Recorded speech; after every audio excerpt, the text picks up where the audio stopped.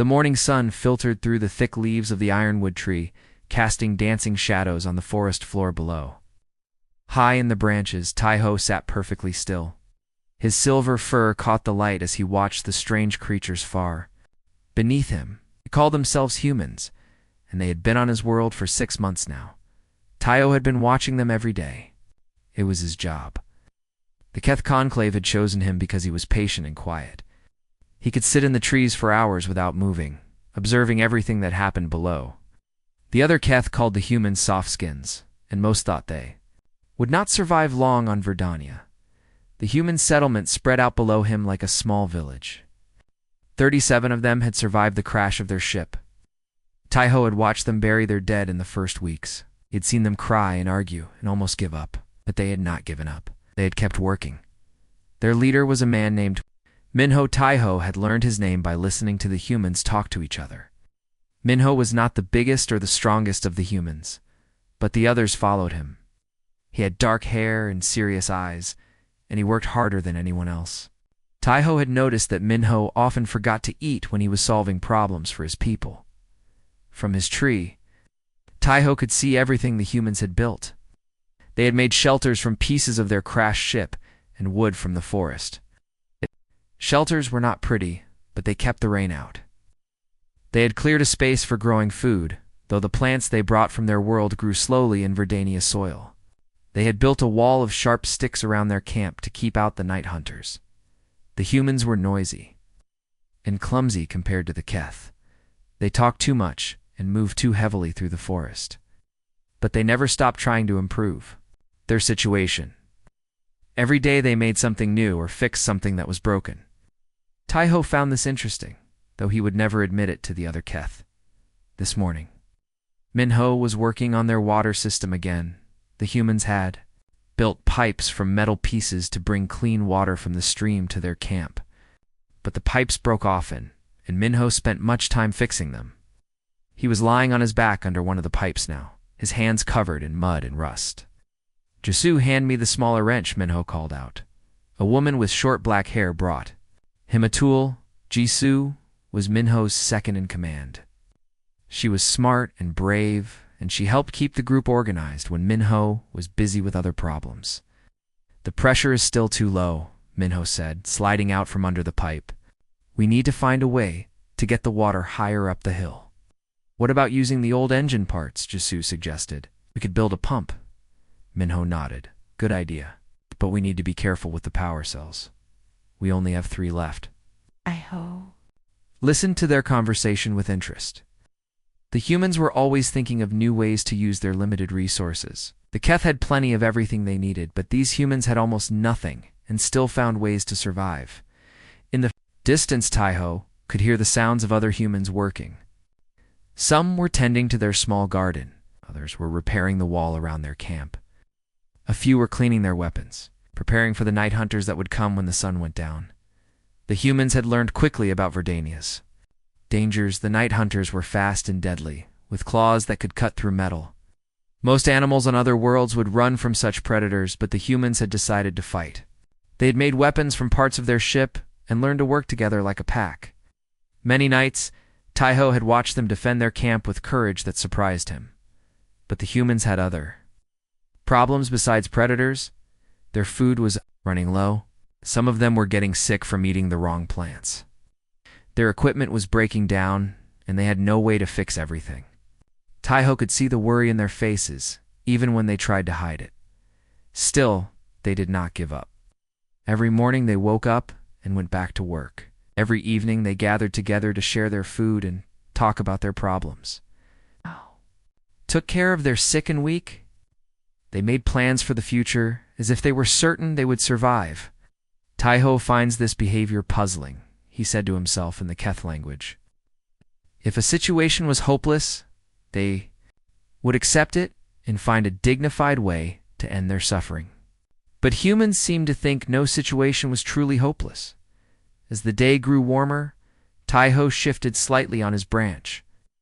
He had been in this tree for so long that he knew every leaf and twig. He could move from branch to branch without making a sound. The humans below never knew he was there. Minho had finished working on the water pipes and was now walking around the camp, checking on different projects. He stopped to talk to each group of workers. He praised their efforts and helped solve their problems. He looked tired, but he kept smiling and encouraging others. "The solar panels are working better now," reported a young man named Dongwu. "But we still need more power for the workshop." "We will figure it out," Minho replied. "We always do." Taiho had heard Minho say those words many times. "We will figure it out." The human leader seemed to truly believe that every problem had a solution, even when the solution was not obvious. As the afternoon wore on, Taiho noticed something different. The ground near the human camp was making small movements. Tiny pebbles were rolling down the hill. The leaves on the trees were trembling slightly. Though there was no wind, Taiho's enhanced senses picked up vibrations that the humans could not feel. Deep underground, something was shifting. The planet's crust was moving, preparing for a major change. Taiho had felt these signs before. During the great earthquake that had reshaped the northern mountains 5 years ago, he looked down at the humans, still working and talking and planning their future. They had no idea what was coming. Their instruments were too crude to detect the warning signs. In a few hours, maybe less, the ground would shake violently. Trees would fall. The earth would split open. Most of the humans would probably survive. The shaking itself, they had built their shelters well. But if the earthquake was big enough, it could separate them from their water source or damage their food supplies.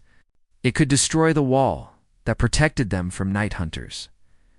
Taiho watched Minho organizing the evening meal distribution. The human leader was making sure everyone got their fair share, even though supplies were low. He was talking to the sick ones, checking on their condition. He was planning tomorrow's work, unaware that tomorrow might bring disaster. For the first time in his months of observation, Taiho felt something he had never expected. He felt concern for these strange, stubborn creatures. They had worked so hard to survive. It shown such determination and courage. It would be unfortunate if an earthquake destroyed everything they had built. But Taiho's job was to watch, not to interfere.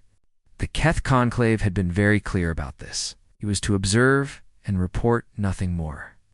The humans were not his responsibility. As the sun began to set, the vibrations in the ground grew stronger. Taiho gripped his branch tighter and prepared to witness whatever would happen next.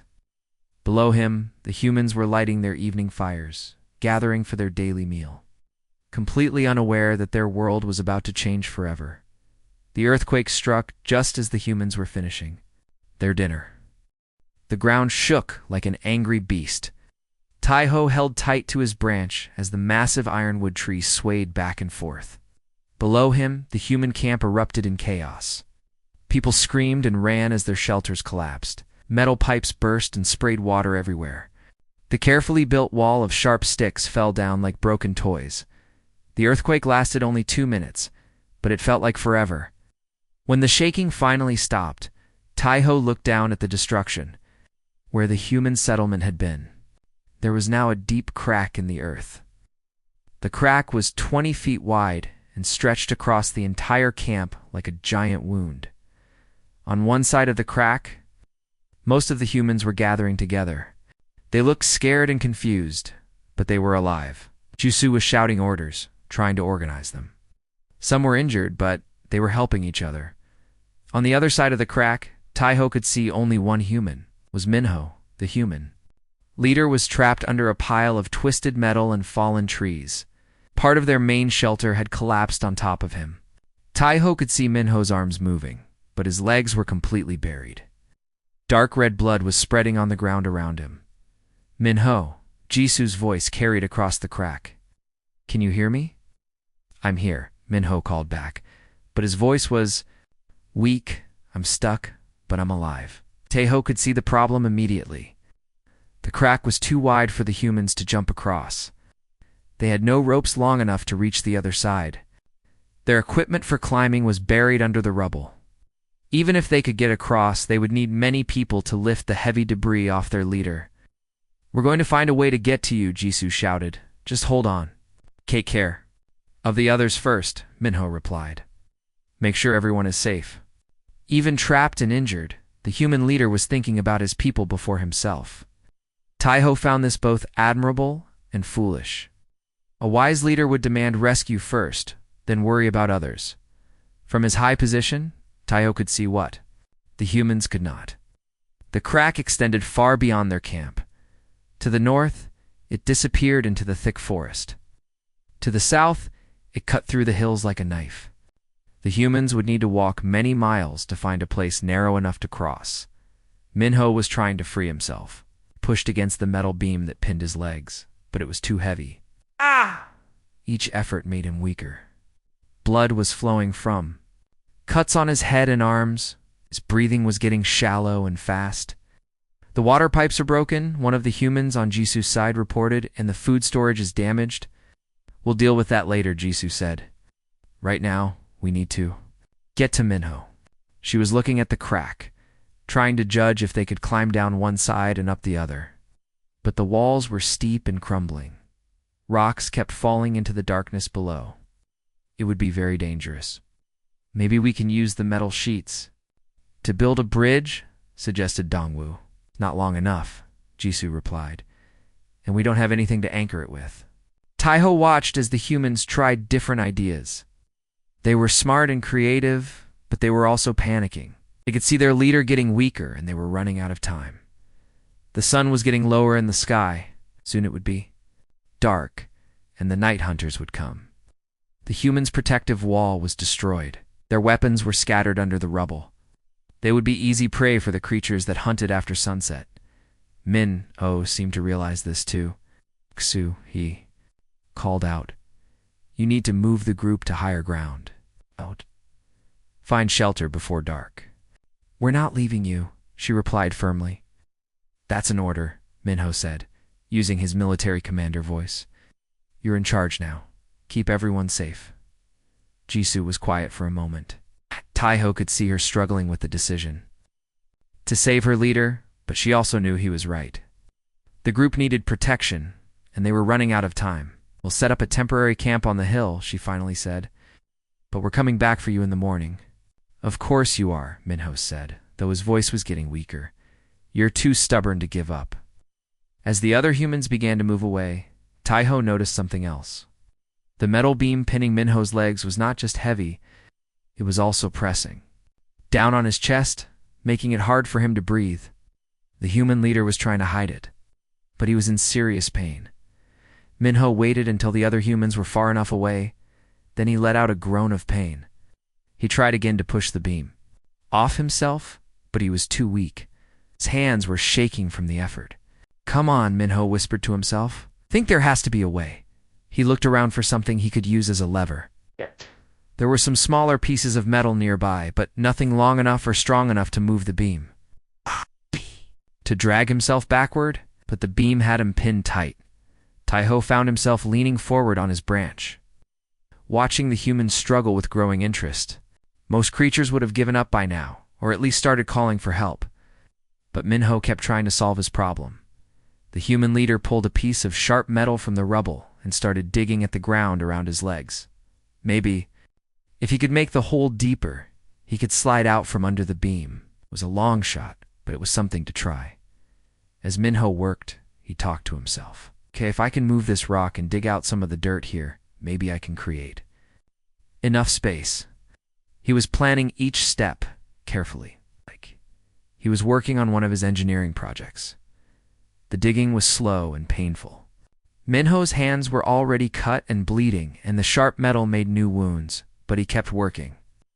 Every few minutes he would try to pull his legs free, but the beam was still too heavy. Different approach, Minho said to himself. What would I do if this was a machine that was stuck? He looked at the beam more carefully, studying how it was positioned. Then he started clearing away some of the smaller debris around it. If he could change the angle of the beam, maybe it would slide off him instead of pressing down. It was getting darker now. The first night hunter calls echoed through the forest. They were still distant, but they were coming closer. Taiho knew that the creatures would smell the blood and come to investigate. Minho heard the calls too. His digging became more urgent. Come on, he whispered. Just a little more. But the effort was too much for his injured body. He started coughing, and blood came out of his mouth. The beam on his chest was making it hard to breathe. It was getting weaker with each passing minute. Still, he did not give up.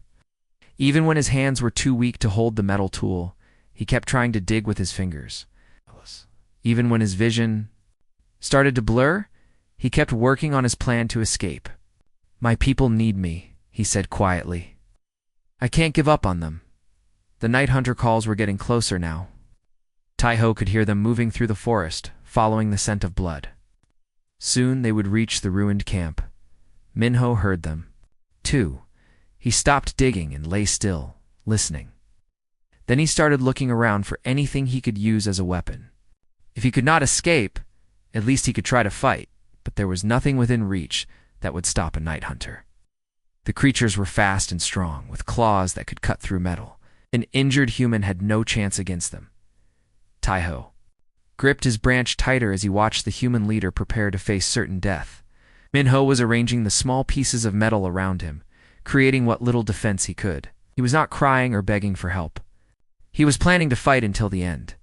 The first night hunter appeared at the edge of the ruined camp. It was a sleek, dark creature with glowing yellow eyes. It moved like liquid shadow, silent and deadly. When it smelled the blood, it turned, its head toward Minho's position. More night hunters appeared behind the first one. They communicated with soft, growling sounds, planning their attack. They knew the human was trapped and helpless. Minho saw them coming. He picked up the largest piece of metal he could reach and held it like a club. His hands were shaking, but his voice was steady. Come on then, he said to the approaching predators. Let's see what you've got. The night hunters began to circle their prey, moving closer with each step. Tai-Ho realized he was about to watch the human leader die, and there was nothing he could do about it. Or was there? Tai-Ho had watched death many times from his trees. It was the natural way of things. The weak died, the strong survived. The Keth understood this truth and accepted it. But as he watched the night hunters creep closer to the trapped human, something inside him felt wrong. The lead night hunter was now only 10 feet. Away from Minho, its yellow eyes glowed in the darkness as it studied its prey. The creature was beautiful in its own deadly way, with smooth black fur and muscles that rippled under its skin. It was perfectly designed for killing. Minho raised his makeshift weapon higher. His arms were shaking from pain and exhaustion, but he did not back down. Come on, he whispered to the predator. I'm not going to make this easy for you. The night hunter tilted its head, almost as if it understood the human's words. Then it opened its mouth, showing rows of sharp white teeth. It was ready to strike. Tai-Ho found himself moving before he had made a conscious decision. He dropped from his branch, landing silently on the ground 30 feet away. The night hunters did not notice him yet. They were focused on their trapped prey. What am I doing? Tai-Ho asked himself in the Keth language.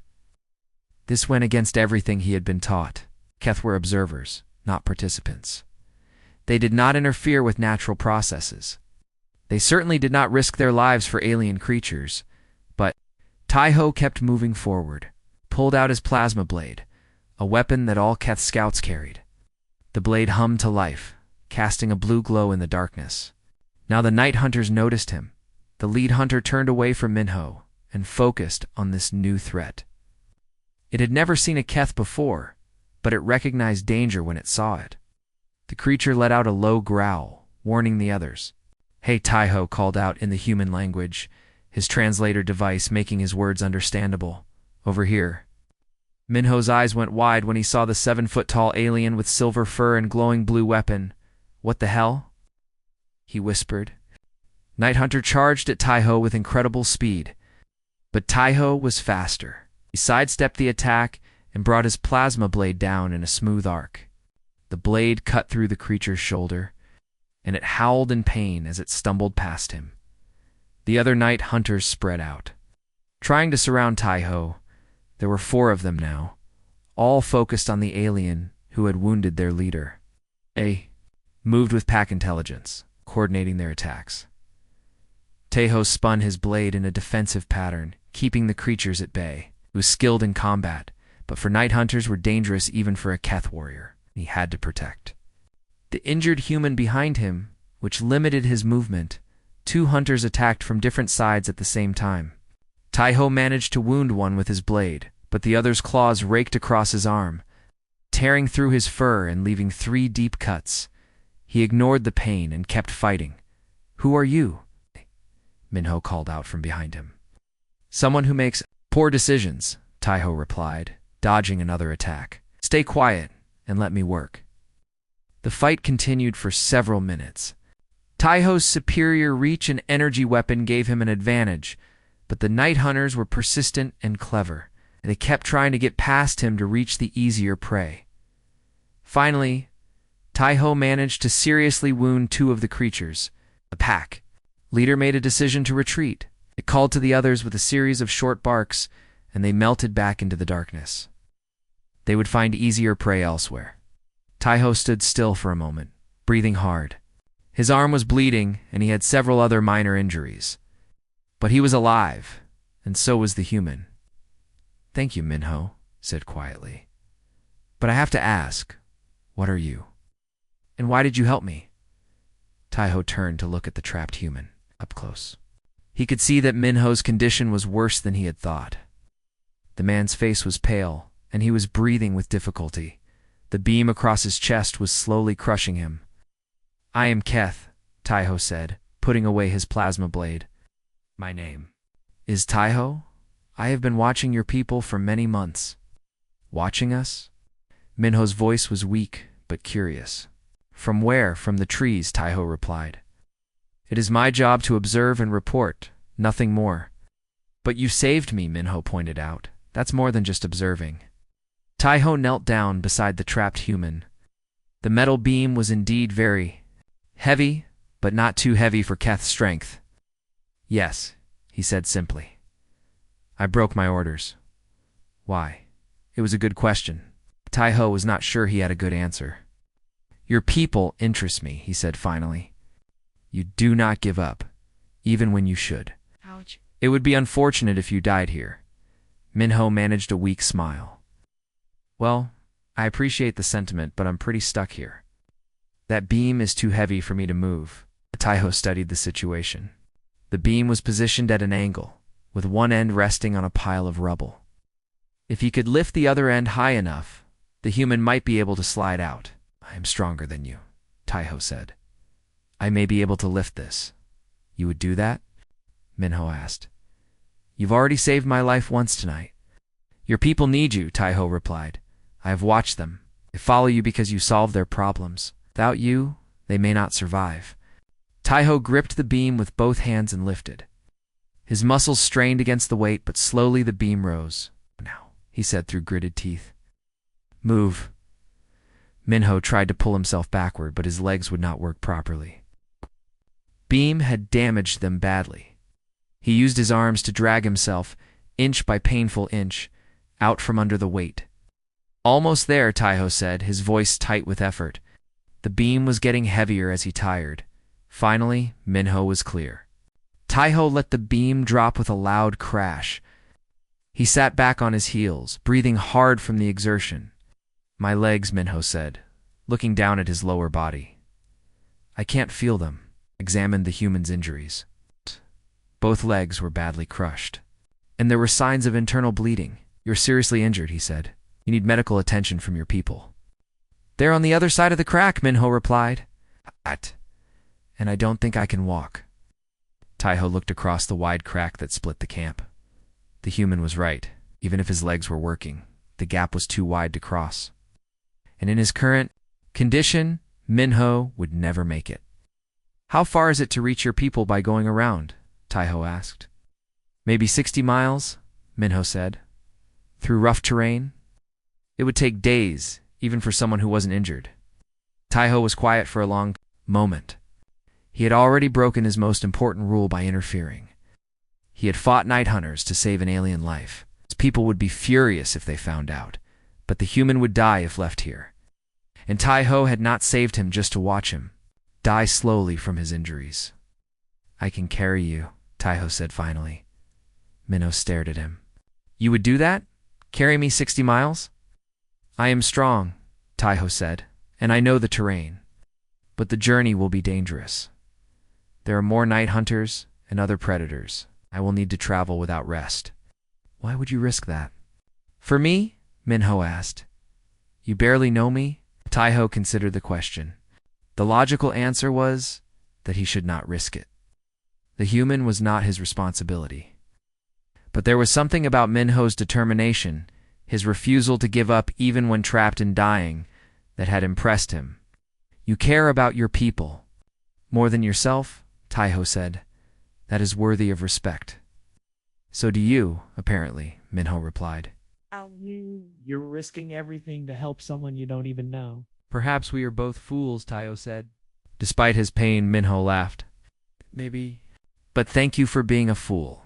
Taiho began gathering materials to make a stretcher. He used pieces of metal from the wreckage and strips of fabric from the damaged shelters. His hands worked quickly and efficiently, building a simple but sturdy carrier. This will not be comfortable, he warned as he helped Minho onto the stretcher. But it will keep you stable during the journey. I've had worse, Minho said, though his face was tight with pain. Taiho tested the weight of the stretcher. It was manageable, but it would slow him down significantly. The journey that might take him one day alone would take at least 3 days carrying the injured human. Are you ready? Taiho asked. Minho nodded. Let's go find my people. They left the ruined camp behind. Taiho wondered what his fellow Keth would think of his actions. He had thrown away centuries of tradition in a single night. He had chosen to help instead of simply observe. But as he listened to Minho quietly giving him directions and sharing information about the terrain ahead, Taiho felt something he had never experienced before. He felt like he was doing something. That mattered. The journey to reunite the human with his people had begun. The first day of the journey was the hardest. Taiho had to learn how to carry the stretcher without jarring Minho's injuries too much. The human was in constant pain, but he tried not to complain. Sometimes he would grunt or take sharp breaths. When they went over rough ground, but he never asked Taiho to stop. Turn left at the big rock up ahead, Minho said, his voice strained.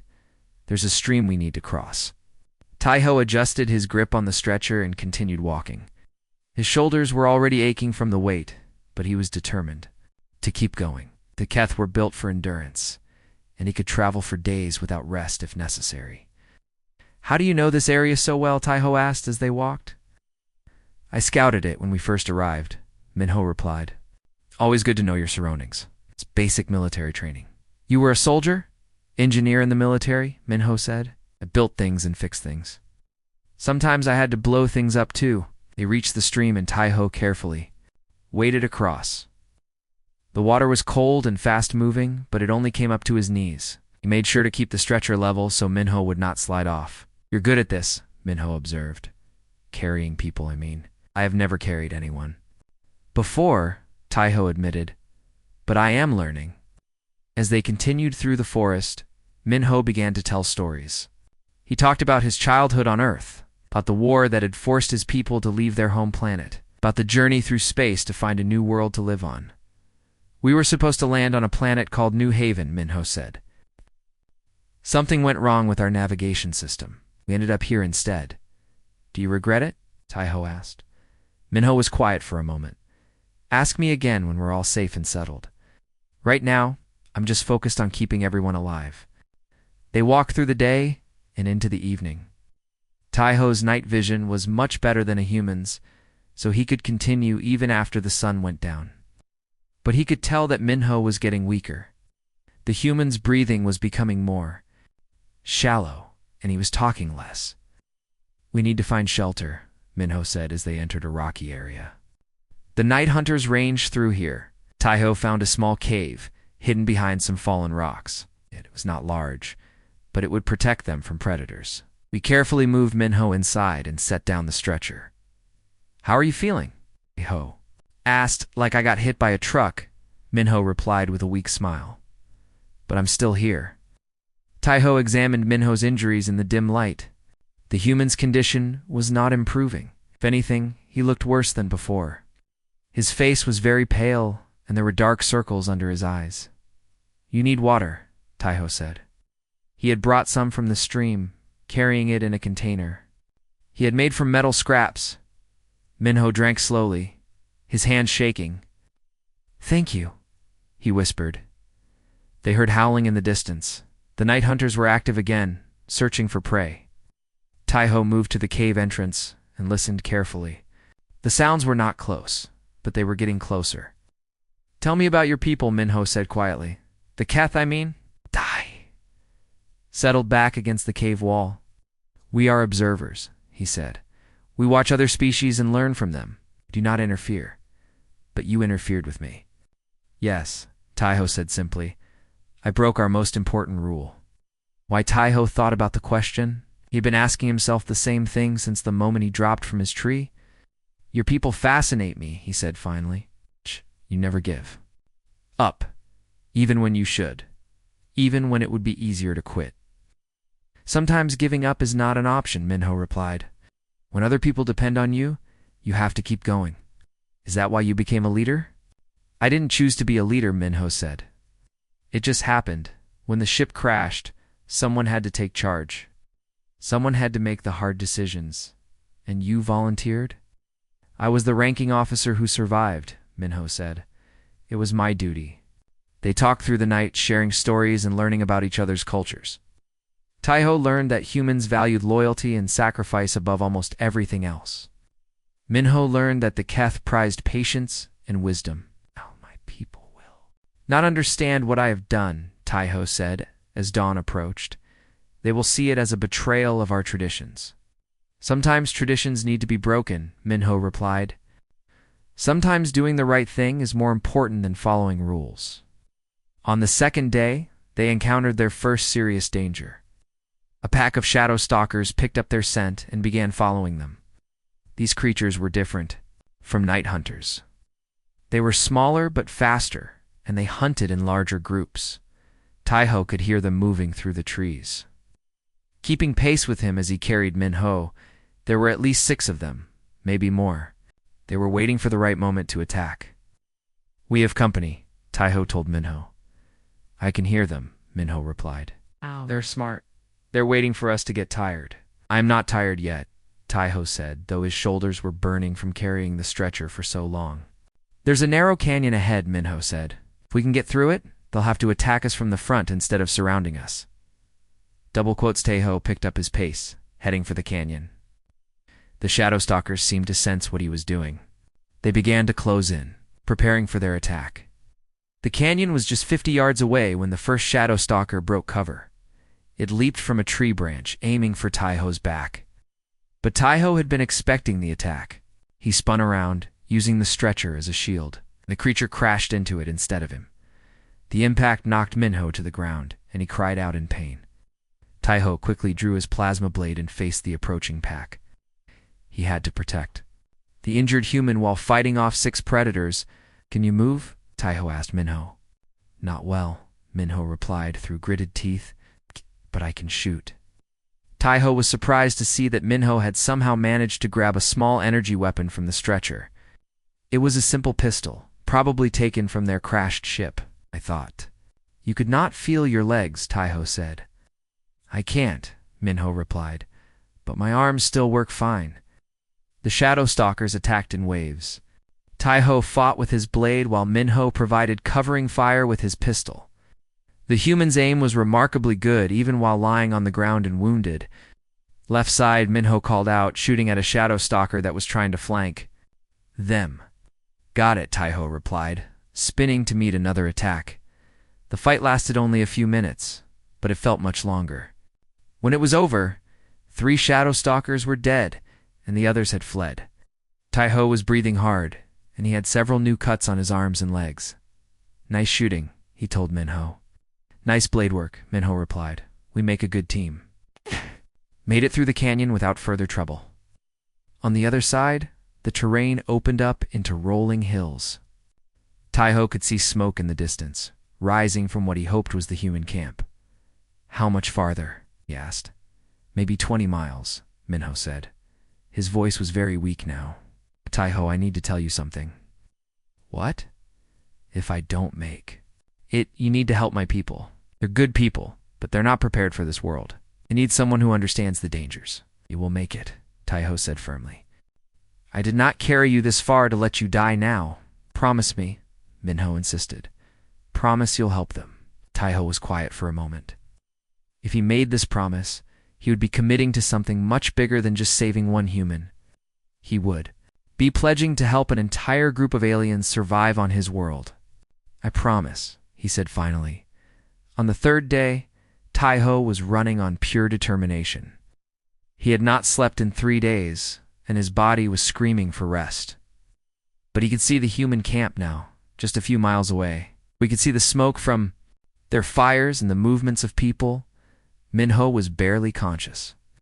He drifted in and out of awareness, sometimes mumbling instructions or warnings about dangers that existed only in his fevered mind.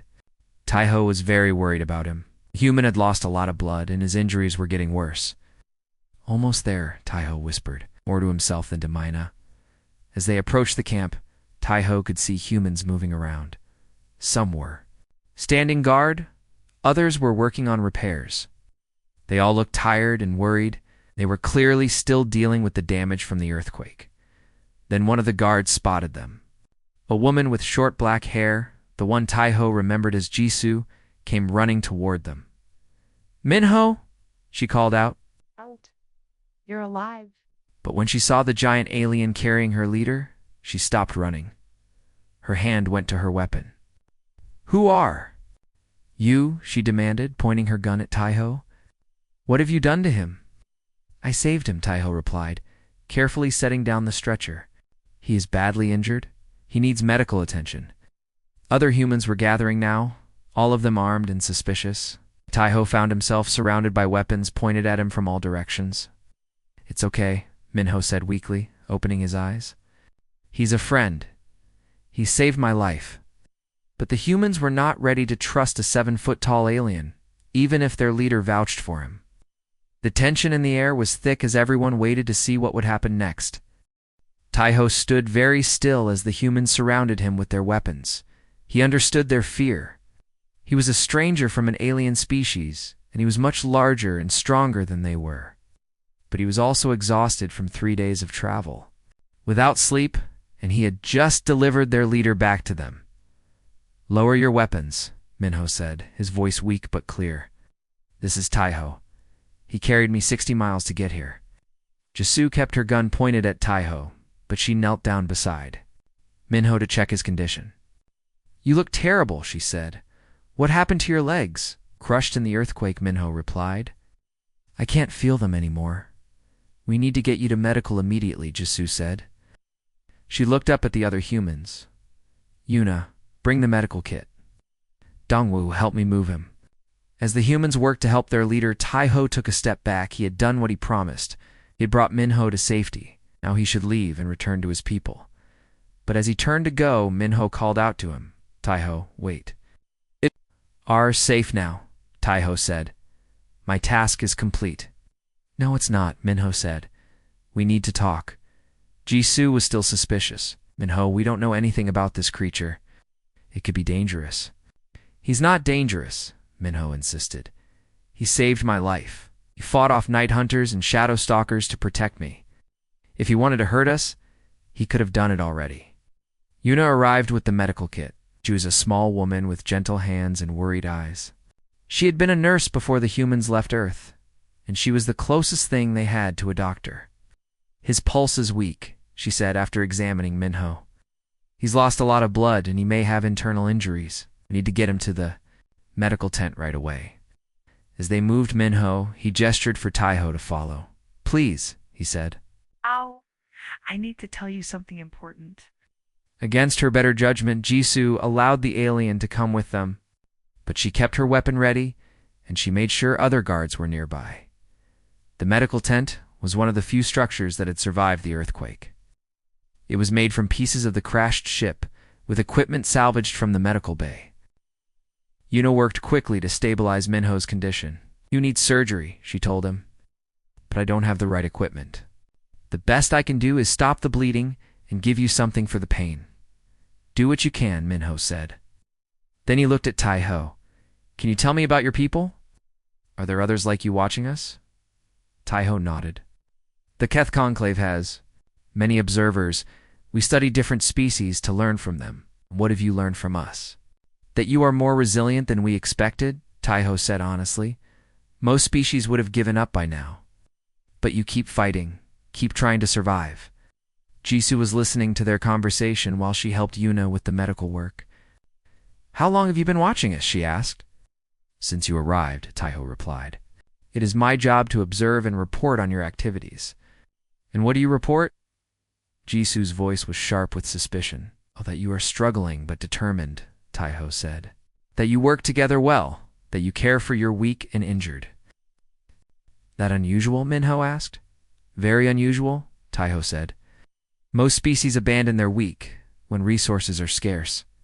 But you share your food even when you are hungry. You risk your lives to save others. Yuna was working on Minho's injuries as they talked. I've done what I can, she said finally. But he needs rest, and he needs better medical care than I can provide. I'll be fine, Minho said, though his face was very pale. Tai-ho, I need to ask you something. Will your people help us? Tai-ho was quiet for a moment. I do not know, he said honestly. They do not usually interfere with other species. But you interfered, Minho pointed out.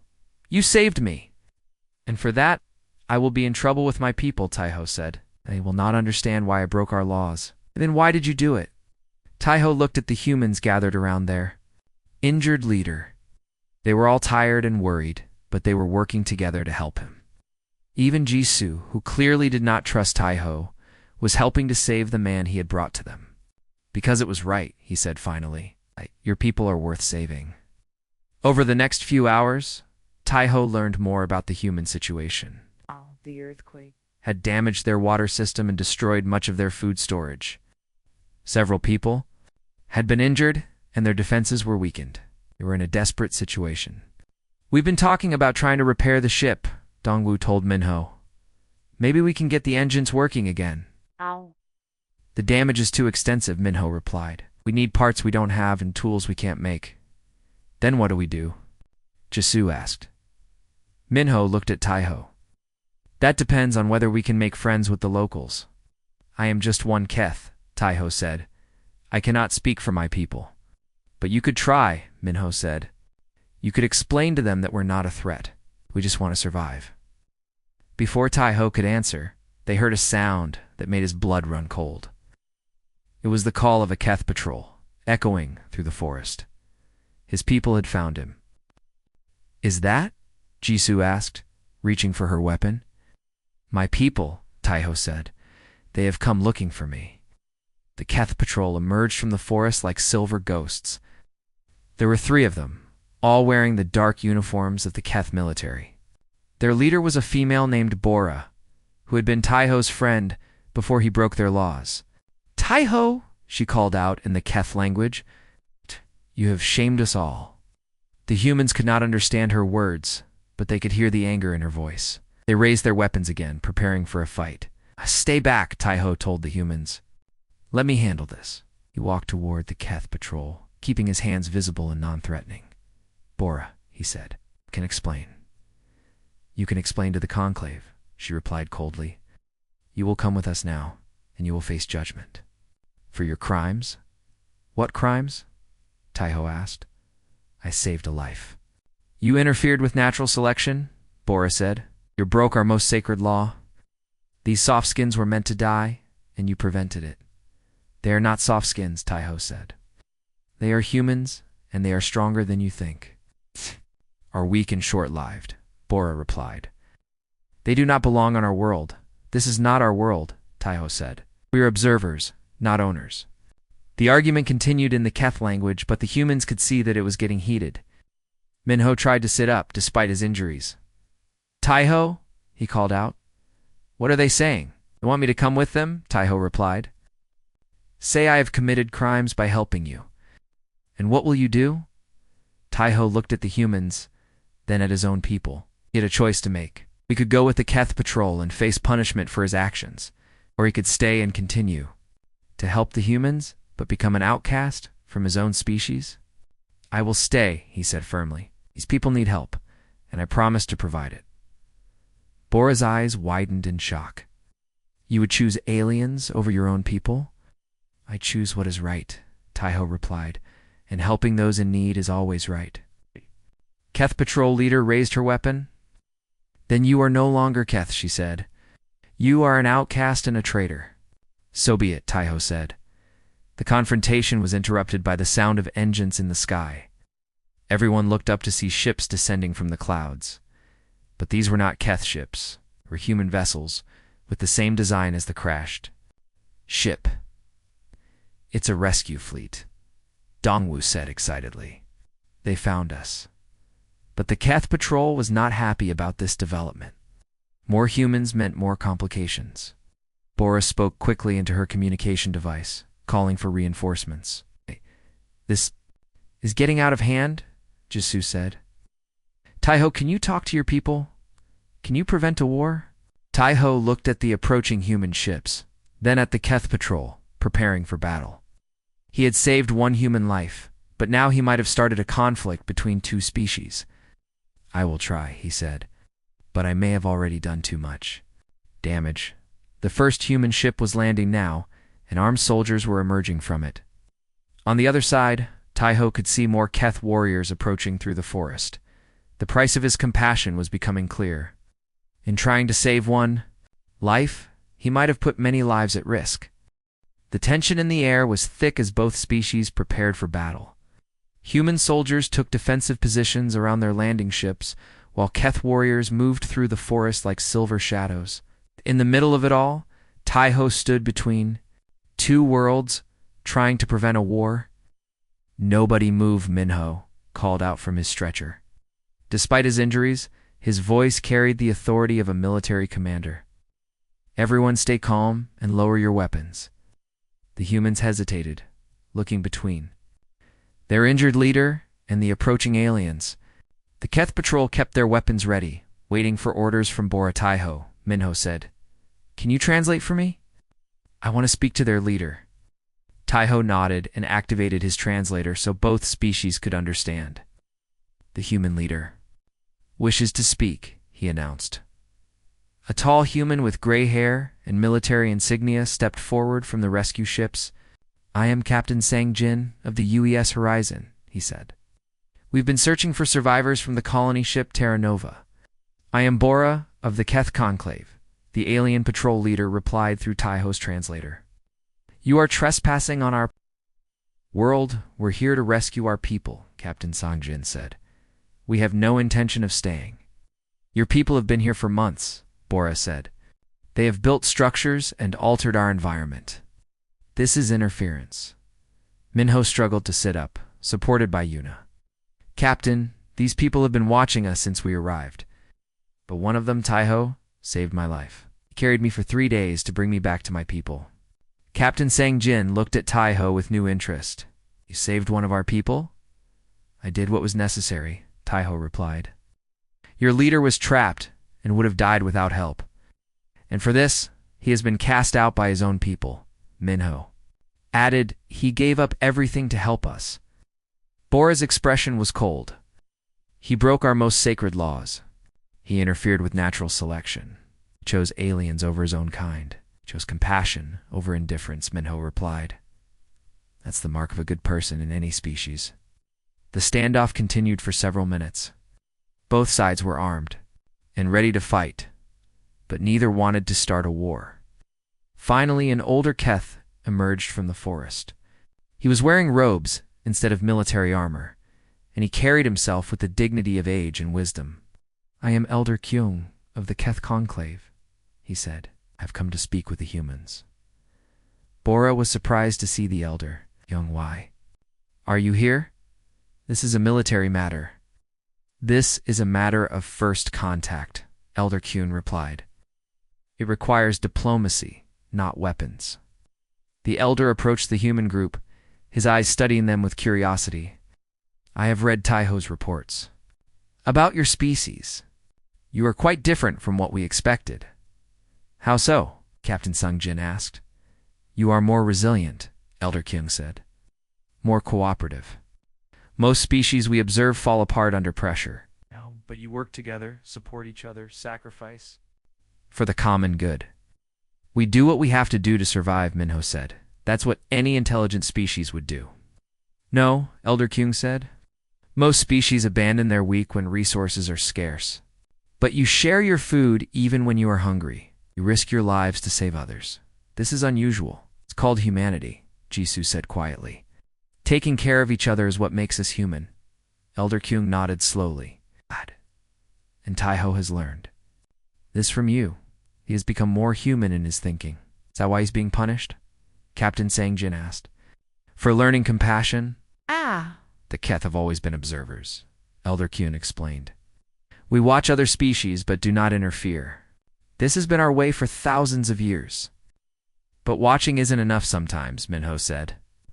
Sometimes you have to act. That is what Taiho discovered, Elder Kyung said. And that is why some of us believe it is time for the Keth to change. Bora stepped forward angrily. You speak of changing traditions that have served us for millennia. These humans have been here for only months, and already they have disrupted our way of life. They have shown us something we had forgotten, Elder Kyun replied. That wisdom without compassion is incomplete. The conversation was interrupted by a commotion among the human soldiers. They were pointing at something in the sky. More ships were approaching, but these were Keth vessels, sleek and silver, like their builders. Reinforcements, Bora said with satisfaction.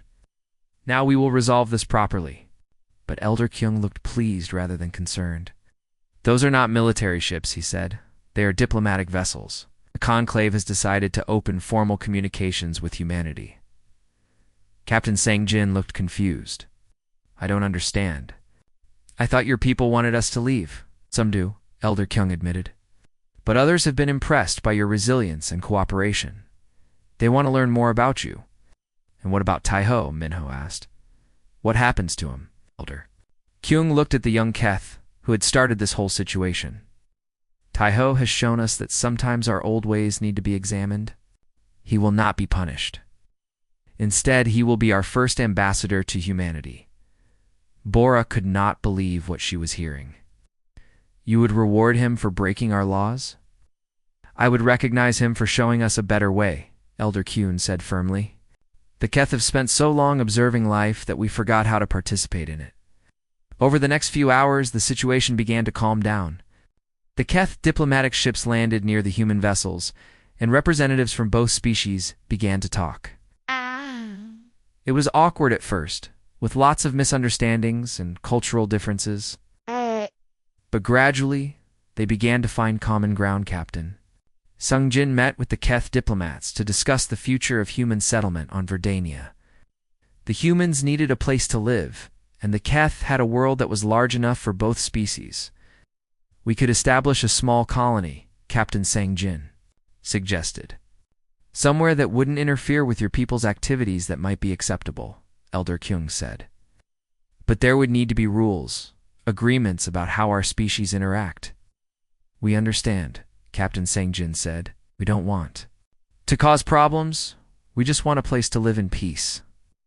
Minho, meanwhile, was recovering from his injuries. Yuna had done her best with limited equipment, but the human medical team from the rescue ships was much better equipped. They confirmed that his legs were badly damaged, but they could repair some of the damage with surgery. You'll need mobility aids, the chief medical officer told him. No, but you should be able to walk again, with support. That's better than I expected, Minho said. At least I'll be able to continue leading my people.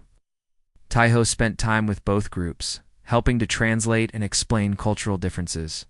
He was amazed at how quickly the two species began to understand each other once they started talking. Your people are very curious, he told Captain Sang-jin. They ask many questions. That's how we learn, the captain replied. We've never met a species like yours before. We want to understand you, and we want to understand you, Taiho said. That is why some of us believe this contact is a good thing. The negotiations continued for several days. In the end, both species agreed to establish a small joint settlement where humans and Keth could live and work together. It would be an experiment in cooperation, with Taiho serving as the primary liaison between the two groups. You realize this is unprecedented, Elder Kyung told Taiho. No Keth has ever served as an ambassador to another species. I realize that, Taiho replied, but someone has to be first. And you are willing to take that responsibility. Taiho looked at the humans and Keth, working together to build the new settlement. He saw Minho, now walking with mechanical aids, directing the construction of new buildings. He saw Jisoo and Yuna learning basic Keth language from young Keth, volunteers. He saw children from both species playing together, already becoming friends. Yes, he said, I am willing. The settlement grew slowly but steadily. Humans brought their engineering skills and determination, while Keth contributed. Their knowledge of the planet and their advanced technology, together, they built something neither species could have created alone. Minho continued to lead the human settlers, though his injuries had changed him. He was more thoughtful now, more aware of how precious life was. He spent time teaching young humans about leadership and sacrifice, using his own experience as an example. Leadership isn't about being the strongest or the smartest, he told them. It's about caring for others and being willing to sacrifice for them. Role challenging, but rewarding. He helped resolve conflicts between the species, explained cultural differences, and served as a bridge between two very different ways of thinking. You have changed both our peoples, Elder Kyung told him one day. The humans have learned patience. An observation from us. We have learned compassion and cooperation from them. Change is not always easy, Taiho replied, but it is necessary for growth. Years passed, and the joint settlement became a model for cooperation between species. Other alien races began to visit, curious about this unique partnership. The Keth Council decided to establish more diplomatic contact with other species.